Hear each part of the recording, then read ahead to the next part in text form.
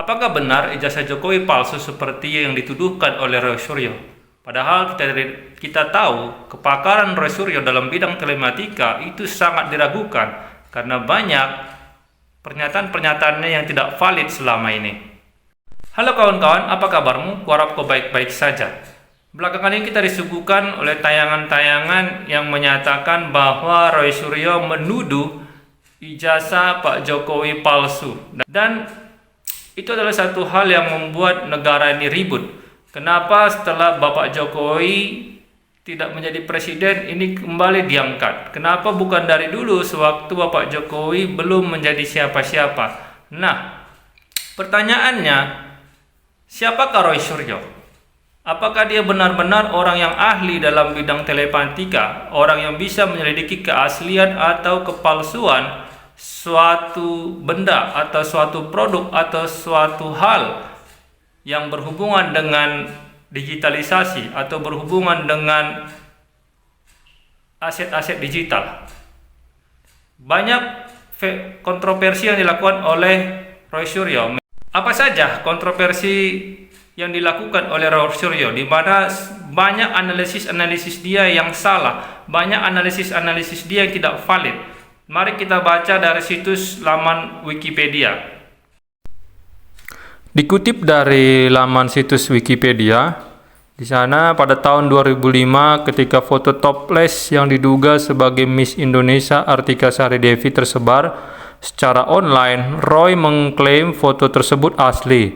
Foto itu kemudian terungkap sebagai foto seorang waria Thailand. Kemudian tanggal 25 September 2008 untuk pertama kalinya kepakaran Roy Suryo dipertanyakan di depan lembaga hukum. Situs Berita Detik memberitakan bahwa Assegaf, pengacara Habib Rizik, keberatan jika Roy Suryo sebagai saksi ahli telematika dalam kasus tragedi Monas. Assegaf menegaskan bahwa latar belakang pendidikan Roy Suryo dari Fakultas Ilmu Sosial dan Politik tidak ada kaitannya dengan telematika. Ditambah pula pihaknya belum pernah menemukan tesis ilmiah Roy Suryo di bidang telematika. Kemudian, pada Oktober 2008, ketika beredar foto yang memperlihatkan Bupati Aceh Barat Daya, Akmal Ibrahim memeluk seorang wanita di tempat tidur, Roy menyatakan foto tersebut asli dan mengatakan wanita tersebut bukan istri Bupati. Ibrahim bersikeras wanita dalam foto itu adalah istrinya, Ida Agustina, dan melaporkan Roy ke polisi dengan tuduhan pencemaran nama baik. Kemudian pada 26 Februari 2009, aktris bersaudari Sarah Azhari dan Rahma Azhari melaporkan Roy ke polisi, menuduhnya menyebarkan foto pribadi kakak beradik yang sedang mandi telanjang. Laporan tersebut menuduh Roy melanggar KUHP dan Undang-Undang Informasi dan Transaksi Elektronik dengan ancaman 6 tahun penjara. Roy membantah melakukan kesalahan dan mempertanyakan kesehatan penasihat hukum saudari itu. Kemudian, dalam sidang kasus Marcella Zalianty dan Ananda Mikola pada 16 April 2009, Roy Suryo dihadirkan sebagai saksi ahli oleh Jaksa Penuntut Umum. Kesaksian Roy Suryo kemudian dibantah oleh Ruby Alamsyah, digital forensik analis forensik digital yang diajukan sebagai saksi ahli oleh O.C. Kaligis. Kuasa hukum Ananda Mikola dalam sidang tanggal 20 April 2009. Ruby mengaku bahwa ia merupakan satu-satunya orang Indonesia sekaligus orang Indonesia pertama yang menjadi anggota International High Technology Crime Investigation Association, kata Ruby. Semua yang telah dipaparkan oleh Roy tersebut tidak valid dan tak berkualitas sebagai barang bukti. Kemudian pada 21 Oktober 2009, Roy Suryo sebagai saksi ahli JPU memberikan keterangan memberatkan Prita Mulyasari dalam kasus pencemaran nama baik melawan Rumah Sakit Omni Internasional Alam Sutera. Roy Suryo memberi penjelasan bahwa salinan email Prita dapat menjadi barang bukti dan bahwa Prita memiliki diet menyebarkan email tersebut karena menggunakan menu TO bukan CC. Kesaksian Roy Suryo ini mendapat kecaman dari berbagai pihak, terutama yang meragukan kepakaran Roy Suryo untuk membuat pernyataan dalam sidang pengadilan. Pada 2010, Roy menjadi ahli polisi dalam kasus bocoran rekaman seks yang menampilkan penyanyi Ariel dan aktris Luna Maya. Salah satu pengacara yang mewakili Ariel dan Luna, Boy Afrian Bonjol, menuduh Roy mengirim pesan teks ke Luna pada awal Juni 2010, menawarkan untuk bekerja sama menangani kasus tersebut. Kemudian, kalau kita lihat lagi, itu panjang, dan April 2012 sebuah rekaman seks bocor yang diduga menampilkan anggota parlemen Partai Demokrasi Indonesia Perjuangan, Caroline Margaret Natasha, putri Gubernur Kalimantan Barat. Caroline menyangkal keterlibatannya. Roy pada 24 April 2012 mengatakan dia yakin wanita dalam video itu memang KMN, tetapi dia menolak untuk terlibat lebih jauh dalam kasus tersebut. Jadi kawan-kawan, berdasarkan postingan di Wikipedia tadi, kita bisa mengambil kesimpulan bahwa kepakaran atau keahlian Roy Suryo dalam bidang telematika untuk menyelidiki keaslian suatu benda, suatu produk, atau suatu hal yang bersifat digital itu sangat-sangat diragukan. Ya, jadi kenapa kita harus fokus kepada orang yang satu ini? Dia selalu membuat keributan tentang ijazah palsu Jokowi. Dulu awal-awal mau capres 2024 ini dia buat keributan tentang Fufu Fafa, ya, di mana ada situs Fufu Fafa yang menyatakan itu miliknya Gibran. Ternyata sampai sekarang hal itu tidak terbukti. Nah, sekarang dia muncul kembali dengan menyatakan bahwa ijazah Jokowi palsu. Apa tujuan di balik ini? Ini yang harus kita sadari. Apa tujuan di balik fenomena atau kontroversi tentang ijazah palsu Jokowi ini?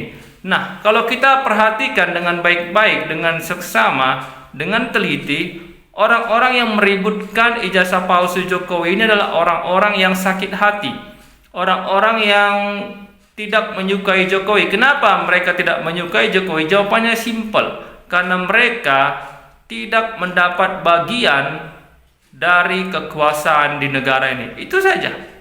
Ya, mereka tidak mendapat jatah bagi-bagi kue. Kalau mereka dapat jatah bagi-bagi kue, mereka pasti diam, mereka pasti tidak ribut. Itulah kejamnya politik, itulah jahatnya politik. Tidak ada politik yang jujur, tidak ada politik yang benar-benar mementingkan rakyat. Semua hanya kepentingan pribadi dan golongan. Jadi kita sebagai warga negara Indonesia, sebagai masyarakat umum, kita tidak usah ikut-ikutan terpancing oleh isu-isu yang dihembuskan oleh para elit-elit politik. Ya, kenapa? Karena itu adalah hal yang akan menghabiskan waktu, energi, pikiran kita. Sekarang pertanyaannya kawan, apa untungnya bagi kita kalau benar ijazah Jokowi itu palsu? Apa untungnya bagi kau kalau benar ijazah Jokowi itu palsu? Apa ada untungnya? Kan tidak ada.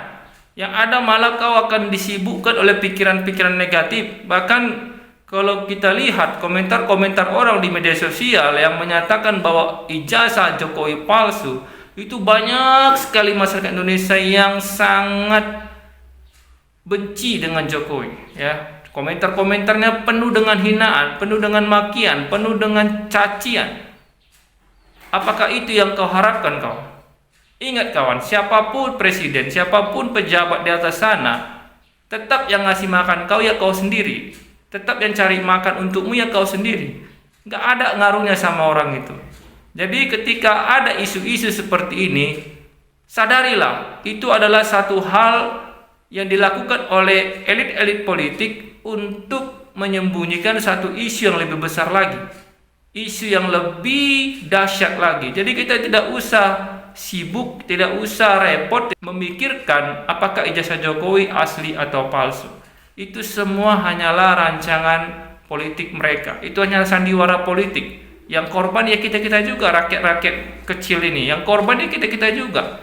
Jadi biarkan mereka mengoceh, biarkan mereka itu mencari panggung. Tidak usah kau pedulikan, tidak usah kau ributkan.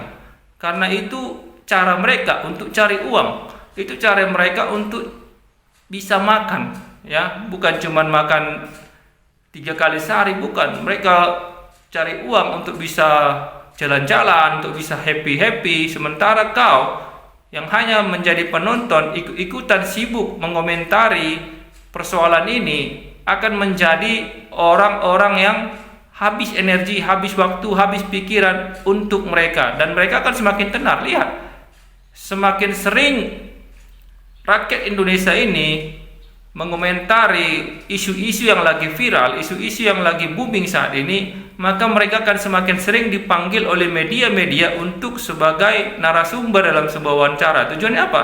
Ya jelas sekali, untuk uang, untuk penghasilan bagi mereka. Kita hanya dapat bodohnya saja, kita hanya dapat ruginya saja. Kenapa rugi? Sudah kuota habis, sudah waktu habis. Yang dapat duit mereka, yang hidup enak mereka, kita hanya apa? Kita hanya kehabisan segalanya. Jadi itu harus kita sadari, kawan-kawan. Kemudian berbicara ijazah asli atau palsu. Sekarang pertanyaannya, apakah ada yang asli di negara ini? Yang kita mulai dari dunia pendidikan saja, karena ijazah ini berhubungan dengan dunia pendidikan. Dari tingkat terkecil, bilang sajalah SD, gak usah TK. Dari tingkat SD, apakah ada yang asli? Ya, siapa di sini kawan-kawan yang menonton video ini yang bisa berani jamin nilainya di rapot dulu adalah nilai asli? Siapa yang bisa berani jamin? Siapa yang bisa berani jamin nilainya dulu di NEM? Ya, zaman kami dulu NEM, zaman sekarang itu ijazah UN, itu asli. Bukankah semua palsu? Ya, bukankah semua itu bukan nilai aslimu? Kalau kita mau jujur, kalau kita mau benar-benar otentik, benar-benar menyesuaikan dengan fakta, tidak ada satupun rakyat Indonesia ini yang layak untuk mendapatkan ijazah. Kenapa? Karena cara mereka untuk mendapatkan ijazah itu memang benar-benar palsu.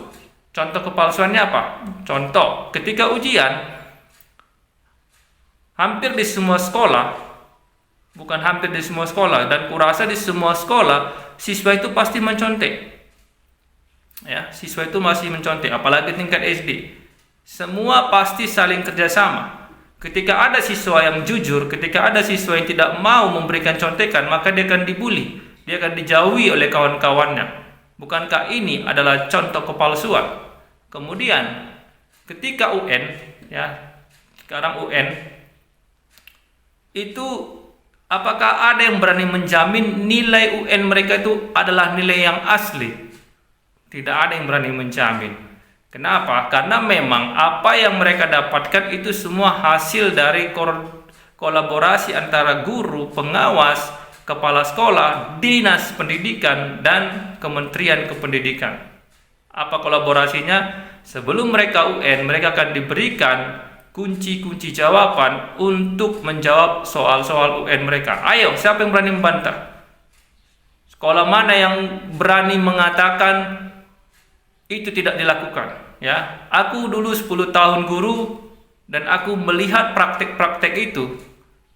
Dan kami sebagai guru hanya disuruh diam saja untuk memuluskan praktek-praktek kepalsuan itu, ya. Bayangkan, dengan kemampuan siswa yang jarang belajar bisa mendapatkan nilai matematika sempurna 10,000. Kalau kita mau jujur, untuk mendapatkan nilai 4,00 saja itu sangat sulit, kawan-kawan. Ini bisa dapat nilai 10,00, bahasa Inggris 10,00, IPA 10,00. Itu sih bisa kita lihat dalam ijazah-ijazah anak-anak yang mulai mengikuti UN. Mereka itu semua penuh kepalsuan. Jadi jangan merasa kita ini orang yang asli, ya. Kalau kita berkata ijazah kita asli, memang ijazah kita asli karena kita sekolah SD 6 tahun, SMP 3 tahun, SMA 3 tahun. Tetapi nilai di dalamnya itu bisa dipastikan 100% otentik palsu, ya. Mahasiswa mulai tahun 2007 atau 2008, angkatan 2007 atau 2008, kalau di Medan ini disebut Stambuk, itu mahasiswa itu mendapat IPK 3, ke atas itu sangat gampang, sangat gampang. Padahal zaman kami dulu Untuk mendapatkan IP 2,5 saja itu sulitnya minta ampun. Ya. Bahkan ada beberapa kawanku yang lulus IP-nya di bawah 2,5. Sementara zaman 2007 ke atas, tambuk 2007 ke atas, itu IPK mereka cum laude itu adalah hal yang wajar, hal yang sangat-sangat wajar. Bahkan beberapa tahun belakangan ini kita selalu disuguhkan oleh wisudawan-wisudawati yang mendapat IPK 4,00. Wow, luar biasa, IPK sempurna. Kenapa bisa begitu? Ya, karena kepalsuan tadi. Karena sistem pendidikan di Indonesia yang mewajibkan para guru dan dosen untuk memberikan nilai tinggi kepada murid-muridnya. Ya, sama seperti kami dulu. Seperti aku dulu waktu menjadi guru. Kami itu diwajibkan untuk memberi nilai KKM, kriteria ketuntasan minimal 75. Karena apa? Supaya menjadi satu persyaratan untuk pertama, akreditasi sekolah. Ketika hal itu dilakukan, maka akreditasi sekolahnya bisa minimal B, bahkan mencapai A+. Ya, kalau itu tidak dilakukan, jangan harap bisa mendapat B, untuk C saja susah. Yang pertama. Yang kedua, untuk mendongkrak kelulusan mereka pada saat mereka nanti lulus dari sekolah.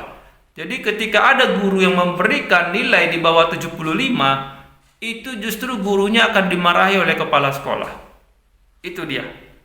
Jadi situ aja udah palsu, tidak ada kejujuran, tidak ada keaslian. Jadi kenapa kita sekarang ribut tentang ijazah Jokowi palsu atau asli? Ya, terus terang saja, aku bukan pendukung Jokowi. Aku orang yang netral. Bahkan beberapa kali pemilu aku tuh termasuk golput, tidak memilih siapa-siapa.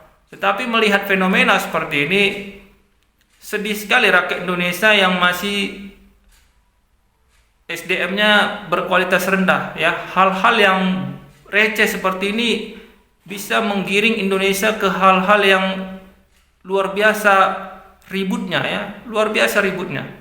Di kalangan bawah bahkan sampai ke warung-warung kopi, ijazah kepalsuan Jokowi ini dibahas oleh orang-orang Indonesia. Inilah SDM-SDM kita yang mengaku sekolah tinggi, sarjana dengan IPK cum laude, tetapi yang dibahas hal-hal seperti ini. Kenapa kita tidak fokus tentang apa yang sudah diperbuat oleh mereka untuk negara ini? Ya, kembali kepada pembenci Jokowi tadi, seperti Roy Suryo. Apa prestasi Roy Suryo untuk negara ini? Waktu dia menjadi Menteri Pemuda dan Olahraga, apakah prestasinya? Apakah dia sudah membuat suatu prestasi hebat yang membanggakan bangsa dan negara ini? Tidak. Bahkan justru keburukan-keburukannya yang banyak, ya. Seperti dia kemarin menyamakan stupa di Candi Borobudur dengan wajah Jokowi, yang membuat dia harus berurusan dengan pihak kepolisian karena dilaporkan oleh orang-orang yang tidak senang akan hal itu. Jadi kawan-kawan, sekali lagi katakan padamu, semua itu hanyalah sandiwara politik. Semuanya itu hanyalah isu-isu yang dihembuskan oleh elit-elit politik untuk menyembunyikan satu isu yang lebih besar lagi yang mungkin akan menyebabkan kemarahan di bangsa ini. Jadi fokuslah untuk mencari makanmu sendiri. Fokuslah untuk bekerja, memperkaya dirimu sendiri. Tidak usah kau sibukkan pikiranmu kepada isu-isu receh seperti ini, ya. Karena mereka-mereka itu melakukan hanya untuk kepentingan mereka, ya. Baru-baru ini juga Rismon Sianipar ikut-ikutan heboh. Lihat, semakin dia berkoar, semakin dia bercuap-cuap, maka dia akan semakin dipanggil oleh media-media untuk narasumber. Tujuannya apa? Tujuannya untuk uang. Semuanya tujuannya murni untuk uang. Jadi apapun isu yang dihembuskan di negara ini, semuanya untuk kepentingan mereka. Bukan untuk kepentinganmu, bukan untuk kepentinganku, bukan untuk kepentingan rakyat dan negara Indonesia ini. Jadi sekali lagi, mari kita sadari, semuanya hanyalah permainan kata-kata dari sandiwara elit-elit politik. Jadi masalah isu ijazah Jokowi palsu atau tidak, Itu adalah sandiwara politik mereka.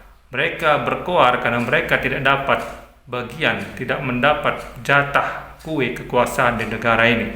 Ya, kalau mereka dapat kue jatah kekuasaan, mereka pasti tidak akan ribut.